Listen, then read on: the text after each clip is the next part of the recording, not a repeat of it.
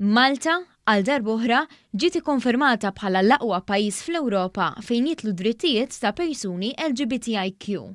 Il-klassifika magħrufa bħala Rainbow Europe, ippubblikata mill-Assoċjazzjoni Internazzjonali tal-Persuni Lesbjani, Gay, Bisessuali, Trans u Intersex, hija msejsa fuq 6 kategoriji tematiċi: l-ugwaljanza u l-protezzjoni kontra kull forma ta' diskriminazzjoni, il-protezzjoni kontra l-mibeda u l-omofobija, id-dritt li tifforma familja, ir-rikonoxximent legali tal-ġeneru, l-inklużjoni soċjali u dritt tal-ażil.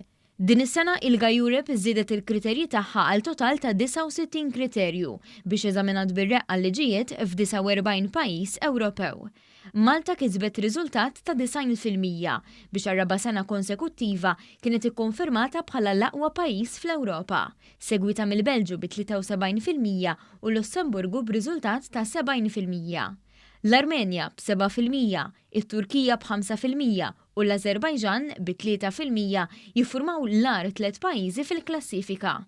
Fis-qarrija l-Ministru għall-Ugwaljanza Helena Dalli qalet li dan ir-riżultat huwa frott il-bidla fid-direzzjoni li implementa gvern riformista. Qalet li l-pass li jmiss huwa li waqaf taqsima speċjali fih dan id-Direttorat għad-Drittijiet tal-Bniedem u l-Integrazzjoni dwar l-orjentazzjoni sesswali, l-identità tal-ġeneru, espressjoni tal-ġeneru u l-karatteristiċi tas-sess bil-għan li minn 90% nitilgħu għal-riżultat ta' 100%. Sostniet li permezz ta' din it-taqsima, il-Gvern qed jara li lilin mill-aspett legali isaħħaħ il-politika tiegħu u jassigura l-integrazzjoni tal-perspettiva tal-orjentazzjoni tal-ġeneru fl-operat u fid-dipartimenti kollha tiegħu, waqt li jservi bħala punt ta' riferiment għas-settur privat kif Malta tkompli ssaħħaħ ir-reputazzjoni tagħha bħala ġurisdizzjoni b'saħħitha fejn jidħlu d-drittijiet tal-bniedem.